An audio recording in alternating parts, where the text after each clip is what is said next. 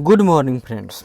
और आज हम लोग क्या पढ़ेंगे, तो हम लोग आज इकोनॉमिक्स शुरू करते हैं। और इसमें मुख्य रूप से इतना ज़रूर पढ़ लेंगे कि जो आने वाले एग्ज़ाम्स हैं, कभी न कभी तो एग्ज़ाम हो गए ही, और एक कोरोना है वो जाएगा ही, तब उसका जो एग्ज़ाम हो तो हम लोग का जो इकोनॉमिक्स का क्वेश्चन है वो गलत ना हो, एक आधारभूत जानकारी हम लोगों को प्राप्त हो जाए। तो इन्हीं सब बातों के साथ शुरू करते हैं। सबसे इकोनॉमिक्स यानी अर्थशास्त्र। अर्थ मतलब क्या होता है? पैसा, पैसा का अध्ययन। सामान्य अर्थ यही है कि इसमें आपको जीवन यापन में पैसा की क्या आवश्यकता है, इसी के बारे में पढ़ाया जाता है और आपको पूर्ण जानकारी मिलती है। यही पैसा है कि पूरी दुनिया को चलाता है और इसी पैसे से पूरी दुनिया चलती है। देखिए, एक विषय के रूप में अर्थशास्त्र के अंतर्गत यह अध्ययन किया जाता है कि कि व्यक्ति, समाज और सरकार द्वारा किस तरह से अपनी प्राथमिकताओं के आधार पर संसाधनों यानी रिसोर्स का इस्तेमाल कर अपनी आवश्यकता, ऐसा नहीं कि रिसोर्स का इस्तेमाल करके दूसरे की आवश्यकता, अपनी आवश्यकताओं की पूर्ति के लिए किया जाता है। अब साधन मतलब अर्थ मतलब ये नहीं है कि कोई जो सरकार नोट छापती है। रिसोर्स मतलब प्राकृतिक रिसोर्स, मैनुअल रिसोर्स, बहुत तरह के रिसोर्स हो सकते हैं, वो उसकी बात कर रहा है। आगे देखिए, अर्थशास्त्र और अर्थव्यवस्था यानी इकोनॉमिक्स एंड द इकोनॉमी, ये दो चीज़ है। लेकिन देखिए अर्थ क्या होगा। अर्थशास्त्र और अर्थव्यवस्था के बीच संबंध सामान्यतः सिद्धांत और व्यवहार का है।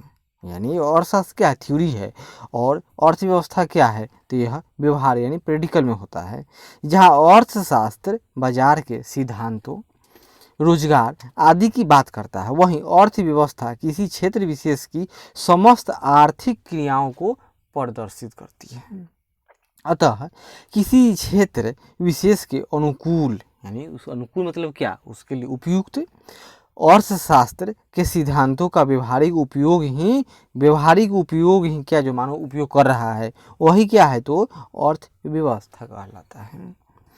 आगे देखिए, अब जो अर्थव्यवस्था है तो इसका वर्गीकरण होता है। यह प्राय 3 प्रकार का वर्गीकरण पूरी दुनिया में है। जैसे देखिए, अर्थव्यवस्थाओं मतलब क्या? किसी देश का जो इकोनॉमी होगा वह अर्थव्यवस्था होगा किसी देश का, और अर्थशास्त्र किसी खास देश का नहीं है, यह पूरी दुनिया का एक सिद्धांत है। इसी सिद्धांत पर पूरी दुनिया के में कार्य किया जाता है। तो देखिए, अर्थव्यवस्थाओं यानी देशों की बात हो गई है, और एक अर्थव्यवस्था बराबर एक देश का पूरा सिस्टम है, तंत्र है उसका, द्वारा अपनाई गई उत्पादन प्रणालियों तथा उनमें राज्य या सरकार की भूमिका के आधार पर अर्थव्यवस्थाओं का वर्गीकरण किया जाता है। और यह वर्गीकरण प्रायः 3 प्रकार का ही होता है। जैसे देखिए, पहला है इसमें पूंजीवादी अर्थव्यवस्था। पूंजी यानी कैपिटलिज्म मतलब क्या? इसमें जिसके पास पैसा है वही सब कुछ है, यानी यह व्यक्तिन्मुखी है। देखिए, इस अर्थव्यवस्था में किसका उत्पादन होगा, कितना होगा और उसकी बिक्री किस कीमत पर होगी, इन सब का निर्धारण कौन करेगा? तो बाजार करेगा। क्यों? क्योंकि यह इसमें पैसा ही मुख्य है। इसमें सरकार की कोई आर्थिक भूमिका नहीं होती है, न्यूट्रल सरकार इसमें न्यूट्रल है, सब कुछ बाजार पर आश्रित है। पूंजीवादी अर्थव्यवस्था तथा शास्त्रीय अर्थव्यवस्था का उद्गम स्रोत कौन सा है? तो यही एडम स्मिथ की पुस्तक द वेल्थ ऑफ नेशंस, याद कीजिए। द वेल्थ ऑफ नेशंस ही किसका है? तो पूंजीवादी अर्थव्यवस्था का यह उद्गम स्रोत माना जाता है। और एक दूसरा होता है राज्य अर्थव्यवस्था। मतलब पूंजीवादी में क्या था? सब कुछ बाजार है, यानी जो बिकेगा वो बनेगा, उसका दाम बढ़ेगा, जो ना बिकेगा वो कोई कंपनी उसको नहीं बनाएगी। और दूसरा है राज्य अर्थव्यवस्था, यानी इसमें आवश्यकता महत्वपूर्ण है, यानी सरकार राशनिंग करेगी, यानी सरकार ही सब कुछ। देखिए, इस अर्थव्यवस्था में उत्पादन, आपूर्ति और कीमत का फैसला सरकार द्वारा किया जाता है। ऐसी अर्थव्यवस्थाओं को केंद्रीकृत यानी सेंट्रलाइज सिस्टम होता है। यहाँ केंद्रीकृत नियोजित अर्थव्यवस्था भी कहते हैं। इस प्रकार की अर्थव्यवस्था का पहला सिद्धांत जर्मन दार्शनिक कौन? तो कार्ल मार्क्स ने दिया था। यानी कभी क्वेश्चन आ जाए कि पहले कौन बाद में कौन, तो पहले पूंजीवादी अर्थव्यवस्था अस्तित्व में आया, और यह 18वीं यानी 19वीं शताब्दी के आरंभ की बात है, जब जर्मन दार्शनिक कौन? तो कार्ल मार्क्स ने सिद्धांत दिया था। किसका, तो राज्य अर्थव्यवस्था। और बोल्शेविक क्रांति, ये रूस की क्रांति के बारे में बात हुई कब, 1917 वाली, के फलस्वरूप सोवियत संघ में राज्य अर्थव्यवस्था का विकास हुआ फर्स्ट टाइम, जहां इसे समाजवादी अर्थव्यवस्था भी कहते हैं। बाद के वर्षों में चीन तथा पूर्वी यूरोप के कई देशों में यह अर्थव्यवस्था प्रचलित हुई। क्लियर है, आगे देखिए। और एक तीसरा होता है मिश्रित अर्थव्यवस्था, यानी इसको कहिए खिचड़ी, न इधर का है न उधर का है, यानी इसमें दोनों का मिलाव है। जैसे इसमें कुछ आधारभूत और महत्वपूर्ण क्षेत्रों की आर्थिक जिम्मेदारी सरकार की होती है तथा बाकी आर्थिक गतिविधियां निजी क्षेत्र के लिए छोड़ दी जाती हैं। अतः मिश्रित अर्थव्यवस्था में राज्य अर्थव्यवस्था तथा पूंजीवादी अर्थव्यवस्था दोनों के लक्षण विद्यमान होते हैं। जॉन मेनार्ड केन्स, याद कीजिए, जॉन मेनार्ड केन्स का संबंध किससे है, तो मिश्रित अर्थव्यवस्था। तो जॉन मेनार्ड केन्स ने, या कहें केन्स आता है, ने अपनी पुस्तक the general theory of employment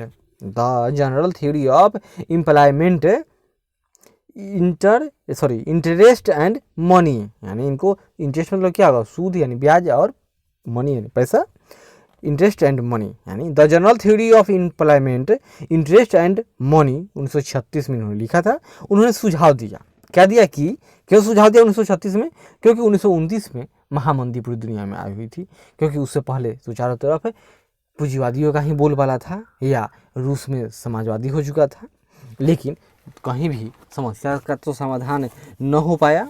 तब एक नई थ्योरी का होना असंभावित था। जैसे आज के समय में देख रहे हैं पूरी दुनिया की हालत क्या हो गई है, सारा वर्ल्ड ऑर्डर सब कुछ चेंज होते जा रहा है। तो वही बात है, जब जब वर्ल्ड ऑर्डर चेंज होगा तो कुछ नए नए थ्योरी और सिद्धांत आएंगे। में सुझाव दिया गया, क्या दिया कि पूंजीवादी अर्थव्यवस्था द्वारा समाजवादी अर्थव्यवस्था को अपने में समाहित करना चाहिए। यानी इन्होंने कहा कि सरकार को भी अब कुछ एक्टिव होना चाहिए। ऐसी सलाह 1950 के दशक में ऑस्कर लॉन्ज ने समाजवादी अर्थव्यवस्थाओं को दिया था। यानी जॉन मेनार्ड केन्स, इन्होंने क्या कहा कि पूंजीवादियों को कुछ समाजवादी का लक्षण स्वीकार कर लेना चाहिए। वहीं ऑस्कर लॉन्ज ने कहा कि समाजवादी जो अर्थव्यवस्था है उन लोगों को भी कुछ पूंजीवादी यानी वहाँ भी कुछ छूट मिलना चाहिए। उनके अनुसार समाजवादी अर्थव्यवस्थाओं को पूंजीवादी अर्थव्यवस्था के अच्छे तत्वों को अपने में समाहित करना चाहिए।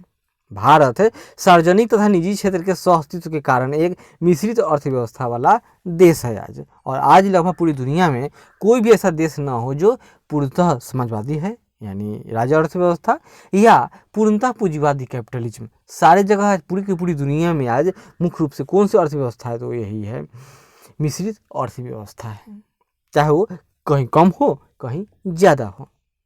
अब आगे देखिए अर्थव्यवस्था के क्षेत्र। अब तो हम लोग सिद्धांत के अनुसार पढ़ लिए कि अर्थव्यवस्था को किन किन भागों में बांटा जाता है। अब उसके अर्थव्यवस्था है, इसका कुछ क्षेत्र होता है, ये दूसरा बंटवारा है। अर्थव्यवस्था की आर्थिक गतिविधियों के आधार पर इसे निम्नलिखित 3 श्रेणियों में बांटा गया है, जिन्हें अर्थव्यवस्था का क्षेत्र या क्षेत्र कहा गया है। कौन कौन, तो वही प्राथमिक sector, secondary sector and tertiary sector. जैसे प्राथमिक क्षेत्र, इसमें क्या होगा, वह क्षेत्र जहां प्राकृतिक संसाधनों को कच्चे तौर पर प्राप्त किया जाता है, जैसे कृषि कार्य, उत्खनन, पशुपालन, मछली पालन इत्यादि। इस क्षेत्र को कृषि एवं संबंधित गतिविधियां यानी कि एग्रीकल्चर एंड एग्रीकल्चर एलाइड भी कहा जाता है। कौन, तो प्राथमिक क्षेत्र। और आगे बढ़ते हैं द्वितीयक क्षेत्र, वह क्षेत्र जो प्राथमिक क्षेत्र के उत्पादों को अपनी गतिविधियों में कच्चे माल के रूप में उपयोग करता है, तो यह द्वितीयक क्षेत्र, यानी यह प्राथमिक क्षेत्र से उत्पाद प्राप्त करेगा और उनका प्रोसेसिंग करेगा, तो वह क्या हो गया, सेकेंडरी यानी द्वितीयक क्षेत्र। इस क्षेत्र में विनिर्माण कार्य, जिस कारण इसे औद्योगिक क्षेत्र भी कहा जाता है। यानी अगर मैन्युफैक्चरिंग उद्योग, रियल एस्टेट ऐसा क्षेत्र हो तो क्या कहा जाएगा, इस सबको द्वितीयक क्षेत्र कहा जाएगा। लौह और इस्पात उद्योग, वाहन उद्योग, वस्त्र उद्योग, फर्नीचर उद्योग इत्यादि इसके अंतर्गत आते हैं। इसमें कुशल श्रमिकों को, इसमें जो कुशल श्रमिक होंगे यानी स्किल्ड लेबर, उनको वाइट कॉलर जॉब यानी जो ऑफिस में बैठकर काम करेंगे, तथा उत्पादन में जो प्रत्यक्ष रूप से जो भट्टी पर काम कर रहे हैं उससे प्रत्यक्ष रूप से संलग्न श्रमिक को ब्लू कॉलर जॉब कहा जाएगा। ब्लू कॉलर जॉब वर्ग में संबोधित किया जाता है। और तीसरा देखिए टर्सरी सेक्टर यानी तृतीय सेक्टर, यह क्षेत्र अर्थव्यवस्थाओं में सेवाओं के उत्पादन से संबंधित होता है। सेवाओं में बैंकिंग, बीमा, चिकित्सा, शिक्षा, पर्यटन, संचार, रिटेल आउटलेट्स इत्यादि क्षेत्र आते हैं। इसे सेवा क्षेत्र यानी सर्विस सेक्टर के नाम से जाना जाता है। अब आगे देखिए अर्थव्यवस्था के कुछ प्रकार, जैसे किसी भी अर्थव्यवस्था की सकल आय उसके क्षेत्रकों, उसका एरिया है उसकी बात हो रही है, उसके क्षेत्रकों के योगदान, उसके जो कंपोनेंट है उसके योगदान तथा उन पर निर्भर जनसंख्या यानी जो ऊपर जो क्षेत्रक है मान लेते हैं क्षेत्रक पूरा, उसके नीचे योगदान जनसंख्या कितना है और एक जनसंख्या है के आधार पर अर्थव्यवस्था निम्न प्रकार की होती है। जैसे देखिए एक होगा कृषक अर्थव्यवस्था। नाम ऐसा क्यों हो गया कि जहाँ अधिकतर लोग जिस क्षेत्र में जुड़े हुए हैं उस देश को हम लोग वही अर्थव्यवस्था कहेंगे। जैसे कृषक, तो भारत की आधी से अधिक आबादी अभी भी कृषि पर ही आश्रित है और कृषि से आधारित उद्योग पर भी कुछ बहुत बड़ी आबादी है, इसलिए भारत की अर्थव्यवस्था कैसी है अभी, तो कृषक अर्थव्यवस्था है। देखिए यदि अर्थव्यवस्था के सकल उत्पादन में प्राथमिक क्षेत्र का योगदान 50% या इससे अधिक हो तो वह कृषक अर्थव्यवस्था यानी एग्रीकल्चर इकोनॉमी कहलाती है। लेकिन भारत के अर्थव्यवस्था में तो टर्सरी सेक्टर का ही योगदान है, लेकिन भारत में अभी भी पॉपुलेशन वाइज जो जनसंख्या है वो लगभग 70% agriculture and agriculture allied sector में कार्य करती है या उस पर आश्रित है। औद्योगिक अर्थव्यवस्था मतलब ऐसी अर्थव्यवस्था में द्वितीय क्षेत्र का सकल घरेलू उत्पादन में योगदान 50% से अधिक हो, जिसमें 50% से अधिक हो सामान्य तौर पर मान लीजिए कि वह वही अर्थव्यवस्था है। सेवा अर्थव्यवस्था यानी टर्सरी सेक्टर या सर्विस सेक्टर, इस प्रकार की अर्थव्यवस्था में तृतीय क्षेत्र का सकल घरेलू उत्पादन में योगदान 50% या उससे अधिक होता है। अगर हम लोग सकल घरेलू उत्पादन पर ध्यान दें तो भारतीय अर्थव्यवस्था कैसी है, तो वह टर्सरी सेक्टर की है, क्योंकि भारत में की अर्थव्यवस्था में लगभग 60% तक योगदान किसका है, तो टर्सरी सेक्टर का योगदान है। भारतीय अर्थव्यवस्था मिश्रित है, श्रम अधिक वाली है, अधिक लोग इसमें कम वेतन पर काम करते हैं, कृषि प्रधान है एवं प्रति व्यक्ति न्यूनतम आय तथा उच्च बेरोजगारी आदि इसकी विशेषता है। किसकी, भारतीय अर्थव्यवस्था की। एवं यह एक विकासशील अर्थव्यवस्था वाला देश है। आगे बढ़ते हैं। आर्थिक प्रगति, समृद्धि और विकास, तीन शब्द आ गए आपके पास, तो देखते हैं तीनों क्या होंगे। सबसे पहले देखेंगे आर्थिक प्रगति यानी इकोनॉमिक प्रोग्रेस, और दूसरा देखेंगे आर्थिक इकोनॉमिक ग्रोथ। ग्रोथ और प्रोग्रेस दोनों दो चीज है। आगे देखिए, किसी अर्थव्यवस्था में लंबे समय तक चलने वाले सकारात्मक बदलाव को अर्थव्यवस्था में प्रगति या आर्थिक प्रगति कहते हैं। इसे अर्थशास्त्र की एक अवधारणा के रूप में परिभाषित नहीं किया जा सकता, यानी ये कांस्टेंट लगातार ही विकास हो, वो सकारात्मक बदलाव हो, सुख सुविधाओं में की बढ़ोतरी होती चली जाए, तो क्या होगा, वो देश इकोनॉमिक प्रोग्रेस कर रहा है, आर्थिक प्रगति पर अग्रसर है। और आर्थिक समृद्धि, इसमें इकोनॉमिक ग्रोथ मतलब किसी अर्थव्यवस्था में आर्थिक मापदंड, यहाँ स्केल आ जाएगा, अब जैसे सकल राष्ट्रीय आय, प्रति व्यक्ति आय आदि को बताने वाले सूचकों में समय के साथ बढ़ोतरी को आर्थिक वृद्धि या समृद्धि कहते हैं। आर्थिक समृद्धि का अर्थ मतलब क्या समझे हम लोग कि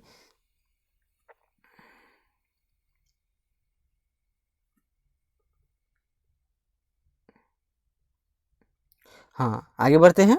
इसका मतलब हम लोग क्या समझे कि आर्थिक प्रगति और आर्थिक समृद्धि। आर्थिक प्रगति क्या है, यह क्वांटिटिव है, मात्रा के रूप, सॉरी, आर्थिक समृद्धि क्या है, इकोनॉमिक ग्रोथ यह क्वांटिटिव है, और आर्थिक प्रगति यह क्वालिटी पर ध्यान देता है। आगे देखिए,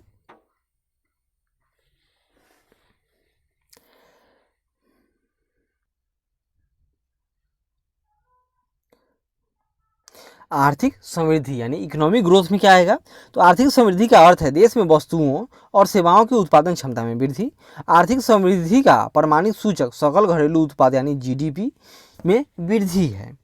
अन्य शब्दों में लंबी समयावधि में देश की वास्तविक प्रति व्यक्ति आय में वार्षिक वृद्धि को ही आर्थिक समृद्धि यानी इकोनॉमिक ग्रोथ माना गया है। अतः प्रति व्यक्ति आय यानी पर कैपिटा इनकम किसी देश की आर्थिक समृद्धि का सर्वाधिक उपयुक्त मापदंड है। और आर्थिक विकास क्या है? इकोनॉमिक डेवलपमेंट का मतलब क्या होगा? देखिए, आर्थिक विकास एक व्यापक अवधारणा है जो किसी देश की आर्थिक समृद्धि के साथ लोगों के जीवन स्तर में गुणात्मक बदलाव को भी शामिल करती है। कौन? तो विकास, डेवलपमेंट। भारत में अभी डेवलपमेंट नहीं हो रहा है, उस स्तर पर नहीं है जहाँ यूरोप में होता है। अतः भारत को क्या कहा गया है? विकासशील, और यह विकास की चरम सीमा है, डेवलपमेंट। हाँ, तो कहाँ थे हम लोग? आर्थिक विकास यानी इकोनॉमिक डेवलपमेंट। और यही बात है कि भारत में आर्थिक विकास नहीं, भारत में हम लोग क्या देखते हैं, बार बार जो न्यूज या पेपर आता है तो भारत सरकार क्या करती है? यही देखती है इकोनॉमिक ग्रोथ है, जीडीपी कहती है हमारा जीडीपी इतना बड़ा हो गया, हमारा पर व्यक्ति कैपिटा इतना बढ़ रहा है, हमारा ये हो गया, हमारा टोटल भारत की अर्थव्यवस्था दुनिया की तीसरी सबसे बड़ी अर्थव्यवस्था हो गई। वो पीपीपी के हिसाब से, जीडीपी के हिसाब से दुनिया की 5वीं सबसे बड़ी अर्थव्यवस्था हो गई। लेकिन कहीं भी इकोनॉमिक डेवलपमेंट की बात ना होती है, उसमें भारत का रैंक बहुत पीछे से फाइट करते रहता है। आगे देखते हैं, यानी आर्थिक विकास में क्या होगा? इसमें गुणात्मक बदलाव को भी शामिल किया जाता है, तब भारत पिछड़ जाती है। जहाँ आर्थिक समृद्धि परिमाणात्मक परिवर्तन से संबंधित है, वहीं आर्थिक विकास परिमाणात्मक यानी मात्रा एवं गुणात्मक यानी क्वालिटिव एवं क्वांटिटिव दोनों प्रकार के परिवर्तनों से संबंधित है। अतः किसी अर्थव्यवस्था का आर्थिक विकास तभी कहा जा सकता है जब उसके सकल घरेलू उत्पाद में वृद्धि के साथ ही संबंधित लोगों के जीवन के सभी क्षेत्रों में सुधार हो। प्रोफेसर अमर्त्य सेन आर्थिक विकास को अधिकारिता तथा क्षमता के विस्तार, कौन? तो प्रोफेसर अमर्त्य सेन ने क्या कहा कि आर्थिक विकास यानी इकोनॉमिक ग्रोथ को उन्होंने क्या कहा?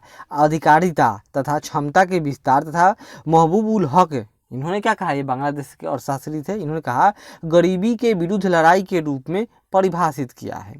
अमर्त्य सेन का विचार क्या था इनका? कि कल्याणकारी अर्थशास्त्र से संबंधित है। किनका? तो अमर्त्य सेन का विचार। तथा ये मानवीय विकास को अर्थव्यवस्था का मुख्य लक्ष्य मानते हैं। इनके अनुसार भारतीय अर्थव्यवस्था जन उन्मुख होनी चाहिए। किनके हिसाब से? तो अमर्त्य सेन के हिसाब से। अब आगे देखिए, आर्थिक विकास की कुछ मापन विधियां हैं, कुछ पैमाने हैं जिस पर इनको तौला जाता है। जैसे आधारभूत आवश्यकता दृष्टिकोण यानी मिनिमम, सबसे कम से कम आवश्यकता कितना है। देखिए, इसका प्रतिपादन कौन किया? तो ILO यानी अंतर्राष्ट्रीय श्रम संगठन के विश्व रोजगार सम्मेलन कब हुआ था? तो 1976 में संयुक्त राष्ट्र यानी यूनाइटेड नेशन तथा विश्व बैंक के सहयोग से किया गया। जीवन की भौतिक गुणवत्ता निर्देशांक यानी PQLI, जीवन की भौतिक गुणवत्ता निर्देशांक इंडेक्स होगा। मतलब इसका प्रतिपादन मॉरिस डी मोरिस ने किया था। मॉरिस डी मोरिस ने क्या? तो जीवन की भौतिक गुणवत्ता निर्देशांक। जिन्होंने जीवन प्रत्याशा, इसमें क्या आप कहेंगे? लाइफ एक्सपेक्टेंसी, मतलब कोई व्यक्ति आज जन्म लेता है तो वह कितना वर्ष उसके जीने की औसत आशा की जा सकती है। शिशु मृत्यु दर यानी अगर 1000 बच्चा जन्म ले रहा है तो उसमें कितने बच्चे बच जाते हैं, यानी कितने बच्चे मर जा रहे हैं, उसकी बात हो रही है, शिशु मृत्यु दर। तथा साक्षरता को मिलाकर PQLI का निर्माण किया जाता है। इस बार यूपी PCS में यही क्वेश्चन आया था कि जीवन की भौतिक गुणवत्ता निर्देशांक का संबंध किससे है? तो वही प्रतिपादक कौन है? तो मॉरिस डी मोरिस द्वारा किया गया था। क्रय शक्ति समता विधि यानी PPPPP यानी public parity, public purchasing parity, यानी इसका फुल फॉर्म होता है। तो सर्वप्रथम इस विधि का प्रयोग 1993 में अंतर्राष्ट्रीय मुद्रा कोष यानी IMF द्वारा किया गया तथा वर्तमान में विश्व बैंक विभिन्न देशों में रहन सहन के स्तर की तुलना तथा गरीबी दर के मापन के लिए इसका उपयोग कर रहा है। कौन? तो क्रय शक्ति समता विधि। और निवल आर्थिक कल्याण मापक, निवल मतलब क्या होता है? नेट, यानी नेट इकोनॉमिक वेल्थ है, निवल आर्थिक कल्याण मापक। इसके प्रतिपादक कौन है? तो जेम्स टोबिन, याद कीजिए, जेम्स टोबिन तथा सैमुएल्सन द्वारा किया गया था। कौन? तो निवल आर्थिक कल्याण मापक। इसमें क्या होगा? तो आर्थिक निवल कल्याण बराबर GNP gross national product minus उत्पादन की छिपी लागत जो हिडन प्राइस जो उसमें खर्च लगा है, कॉस्ट, हिडन कॉस्ट, उसको घटा लेंगे और उसमें क्या जोड़ेंगे और क्या घटाएंगे, आधुनिक नगरीकरण की हानियाँ, जैसे ट्रांसपोर्टेशन सब जो खर्चा लगेगा उसको भी घटाएंगे, तथा अवकाश एवं गृहिणी सेवा, और कोई व्यक्ति छुट्टी पर चला गया है या कोई घर में कार्य कर रहा है उसको घटा देंगे, और उसके बाद जो बचेगा जीएनपी वही क्या है, तो वही आर्थिक निवल कल्याण होगा। जहाँ जीएनपी मतलब क्या होगा, सकल राष्ट्रीय उत्पाद यानी ग्रॉस नेशनल प्रोडक्ट। आगे बढ़ते हैं, मानव विकास सूचकांक यानी HDI, ह्यूमन डेवलपमेंट इंडेक्स, यह क्या है आगे देखते हैं। HDI यानी ह्यूमन डेवलपमेंट इंडेक्स, तो मानव विकास सूचकांक अर्थशास्त्री महबूब उल हक कौन थे, तो बांग्लादेश के अर्थशास्त्री थे, वो तब का तो पाकिस्तान ही था लेकिन अब बांग्लादेश हो चुका है, द्वारा विकसित अवधारणा है। यह सूचकांक किसी देश में जीवन प्रत्याशा, शिक्षा तथा प्रति व्यक्ति आय के आधार पर तैयार किया जाता है, जो संबंधित देश में आर्थिक विकास एवं आर्थिक कल्याण को प्रदर्शित करता है। HDI यानी ह्यूमन डेवलपमेंट इंडेक्स का आकलन कुछ इसके आयाम हैं, 3 आयाम हैं, जैसे देखिए, पहला स्वास्थ्य यानी दीर्घ एवं स्वस्थ जीवन, जैसे दीर्घ एवं स्वस्थ जीवन को जन्म के समय जीवन प्रत्याशा, यानी इस समय अगर कोई व्यक्ति जन्म लिया और देश में मान लेते हैं 100 व्यक्ति है, इनका औसत आयु कितना है कि एक जो व्यक्ति मरेंगे तो इस देश में जो औसत मृत्यु हो रही है, प्राय जो टोटल मृत्यु, उसका औसत एज कितना है, वही क्या होगा, किसी देश की जन्म के समय जीवन प्रत्याशा कही जाती है। इसे स्वास्थ्य का संकेतक भी कहा जाएगा, जिसका जीवन प्रत्याशा जिस देश का अधिक होगा वह देश अधिक स्वस्थ है, तथा जीवन प्रत्याशा सूचकांक यानी LI के रूप में आकलन किया जाता है। आगे देखिए, शिक्षा, इन 2 संकेतकों द्वारा इसे व्यक्त किया गया है। एक, स्कूलिंग के औसत वर्ष यानी कोई बच्चा कितना दिन स्कूल गया, उसका कितना वर्ष स्कूल में बिताया। दूसरा, स्कूलिंग के प्रत्याशित वर्ष यानी उसमें एवरेज व्यक्ति कितना दिन स्कूल में अटेंडेंस करते हैं, यानी कितना दिन बच्चे पढ़ते हैं। इसका आकलन शिक्षा सूचकांक एजुकेशन इंडेक्स के रूप में किया जाता है। तीसरा है जीवन स्तर, तो इसे प्रति व्यक्ति सकल राष्ट्रीय आय यानी GNI द्वारा व्यक्त किया जाता है। इसका आकलन GNI सूचकांक के रूप में किया जाता है, यानी सकल राष्ट्रीय आय। अतः HDI यानी ह्यूमन डेवलपमेंट इंडेक्स बराबर क्या होगा, LI मतलब लाइफ इंडेक्स, लिविंग इंडेक्स यानी कोई व्यक्ति कितना दिन जीता है। दूसरा है EI और फिर एक है I यानी क्या समझे हम लोग कि इसमें आपको जीवन प्रत्याशा गुना एजुकेशन में कितना वर्ष बिता दिया, और तीसरा जीवन का स्तर, इन तीनों को मिला देने पर तीनों को अगर आपस में गुना कर दें और तीनों का वेट कितना है, तो 1/3 तीनों का वेट है, मतलब तीनों 33% तीनों का वेट हुआ, तो इसको मिलाने से क्या बनता है, HDI निकाला जाता है। उपयुक्त आधारों पर HDI को एक रिपोर्ट के रूप में HDR यानी ह्यूमन डेवलपमेंट रिपोर्ट के नाम से UNDP United Nation Development Programme के द्वारा प्रतिवर्ष जारी किया जाता है। HDI सूचकांक एक स्केल है जो 0 से 1 के बीच में होता है। यदि के बीच के देशों में आधार, जैसे HDI का मान, यदि कहीं किसी का मान 0.550 से कम है तो क्या होगा, तो यह निम्न मानव विकास वाले देश है। 0.55 से लेकर 0.69 के बीच में अगर कहीं है तो वह मध्यम यानी मिडिल मानव विकास वाले देश है। यदि 0.7 से लेकर 0.79 के बीच में अगर कहीं किसी देश का मापन स्केल आता है तो वह उच्च मानव विकास वाले देश है। अगर कहीं पर 0.8 से अधिक अगर पैमाने स्केल आता है तो क्या होगा, तो वह अत्यधिक उच्च मानव विकास वाले देश हैं। आगे देखिए, ग्रॉस नेशनल हैप्पीनेस, यह क्या है, तो GNH यानी ग्रॉस नेशनल हैप्पीनेस की संकल्पना हिमालयी देश कौन, तो भूटान ने वर्ष 1970 के दशक में दिया था, जो जीवन स्तर, स्वास्थ्य, समय उपयोग, शिक्षा, सांस्कृतिक विविधता, सुशासन, सामुदायिक जीवंतता, पारिस्थितिकी विविधता, लचीलापन तथा मानसिक स्वास्थ्य पर आधारित है। और एक और आगे आता है विश्व खुशहाली रिपोर्ट, जिसमें भारत को दिखाया जाता है कि भारत पाकिस्तान से भी दुखी कंट्री है। यह रिपोर्ट संयुक्त राष्ट्र संघ के एक निकाय सस्टेनेबल डेवलपमेंट सोल्यूशन नेटवर्क द्वारा जारी की जाती है। इसकी पहली रिपोर्ट 2012 में जारी की गई थी। यह रिपोर्ट सम्मिलित किए गए राष्ट्रों में खुशहाली की माप करती है।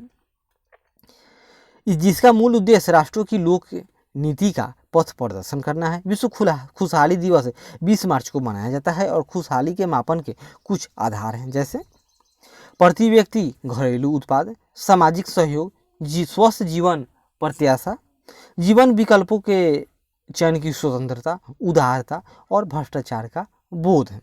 और इसके बाद क्या पढ़ेंगे हम लोग, नेशनल इनकम।